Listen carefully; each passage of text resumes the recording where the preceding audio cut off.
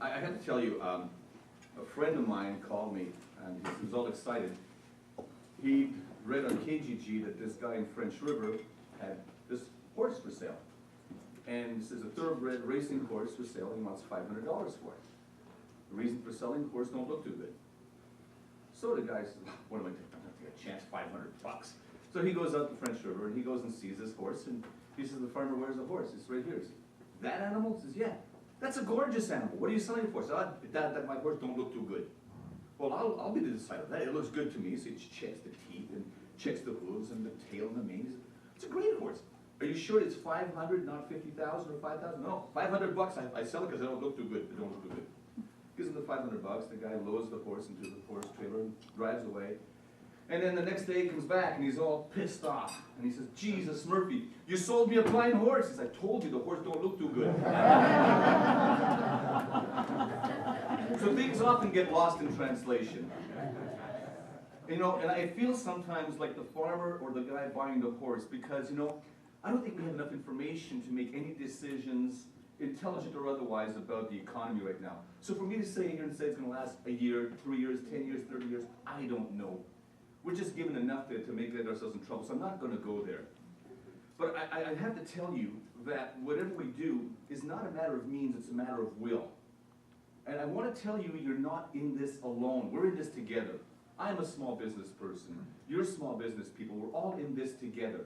So we need to help each other. And there are organizations out there that help us. You know, you mentioned learning initiatives.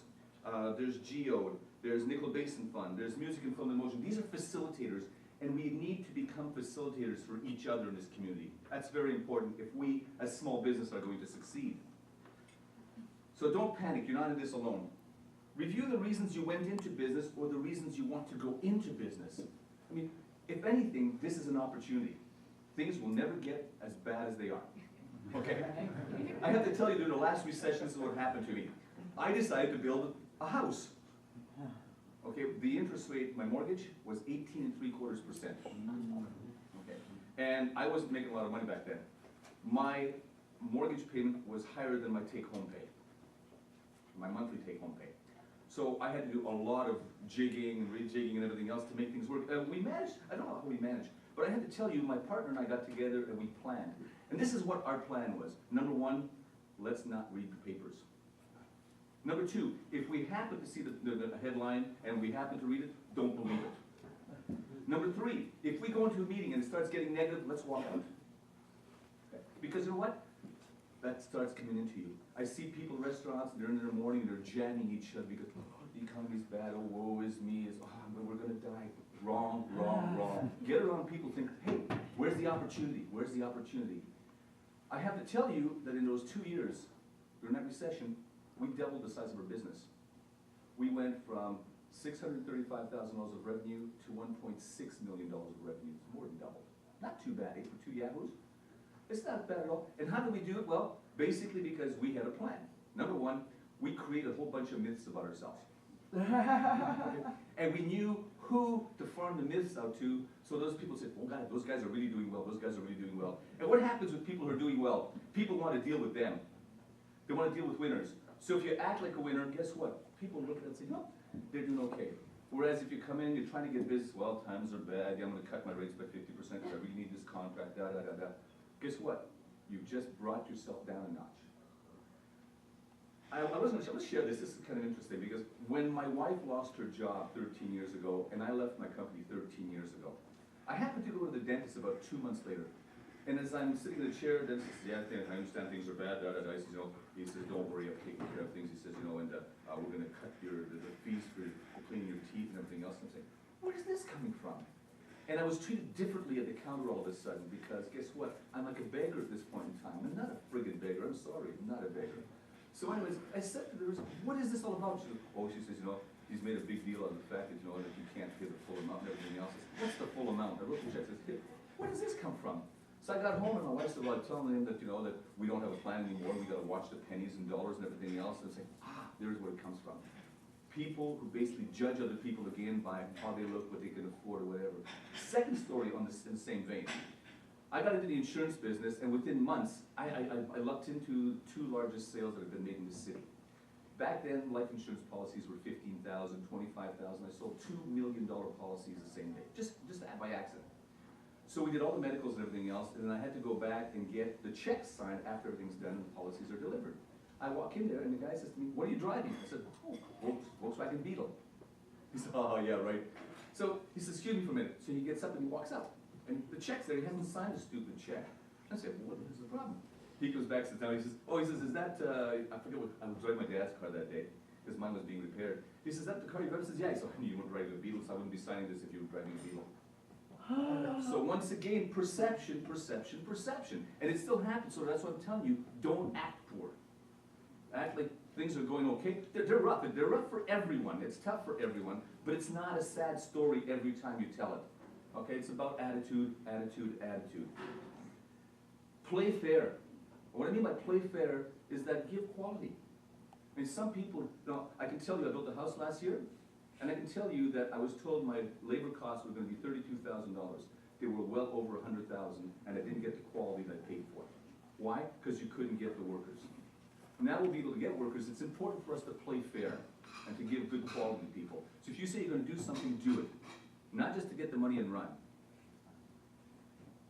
Invoice. Invoice soon, invoice often, invoice, and follow up. If it doesn't work, we're not going to do it over there. I like to say It's gonna work. The fools seldom differ, my dad says, so what can I tell you? Ignore the media, ignore your competition. Because the competition is going to tell you things are going bad, they'll tell everybody else is going well. So, oh, it's bad, Jim's having problems, Fred's having problems, we should get ready, maybe we shouldn't be in this business, because if they're having a hard time, guess what's going to happen to us? Don't listen to them. No, listen to your clients, listen to your bank book, listen to your heart. You know, because why are we in business? Because we love what we do. We're passionate about it, okay? Or we're not meant to work for other people, or nobody can stand us. Stay close to your clients. Stay close to your clients. Stay very, very, very close to your clients. And again and again. If you do one job and disappear off the face of the earth, why? What's that all about? They need to know you care. They need to know you're not just there to get the money and run. So please stay close to your clients. You'll see it pays dividends big time. Look for opportunities. I spend a lot of time drinking coffee at Starbucks. I know I shouldn't, I love Starbucks. What can I tell you? I'm addicted. I don't need addiction I have in life, except my wife, right? Anyways, I'm addicted to coffee. I can tell you that 3 years ago, 60% of my business came out of Starbucks. I know it sounds stupid, but 60% of every piece of business I picked up came out of Starbucks. The other 40% came out of Tim Hortons. Now you might say, why is that? You go where people are. And if you go early enough, the business people go out early enough, and you go to the coffee shop once or twice, by the third time you're invited to their table, they've introduced themselves and everything else, guess what? You have a group. You now have a networking group. I've done the same thing for years and years, it works really well. I suggest you do the same thing, go where the people are. Jesse James was asked, why do you rob, no, it wasn't Jesse James, who was asked why do you rob banks? I forget his name now. And he said, because that's where the money is. So guess what, I go to coffee shops because that's where the money is. Desperation breeds contempt. And that's what I'm saying, do not act desperate. You have to act successful. It's all about attitude. Keep up a good attitude. And you know what, this is an opportunity for all of us. It's how do we rejig our business? How do we take our business and find that niche in there that we do really well and people like what we do and do more of it and make it grow? And that's what we need to do in this time. Because I'll tell you, there are tons and tons and tons of opportunities up there. I've come up with 2 concepts that I'm working on right now, and hopefully I'll be rolling them out within the next 3 or 4 months, which is kind of neat because they fit in very, very well into what we're going. And I think that's the important part is how do I fit in? Where do I fit in? What do I need to do? How can I do better? Humble but classy.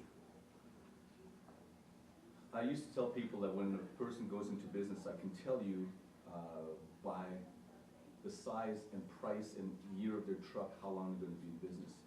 The bigger, the newer, the more expensive the truck, the shorter the business site life. Because you need to invest the money where it's necessary, and the money is basically in getting clients. There is no business if you don't have a client.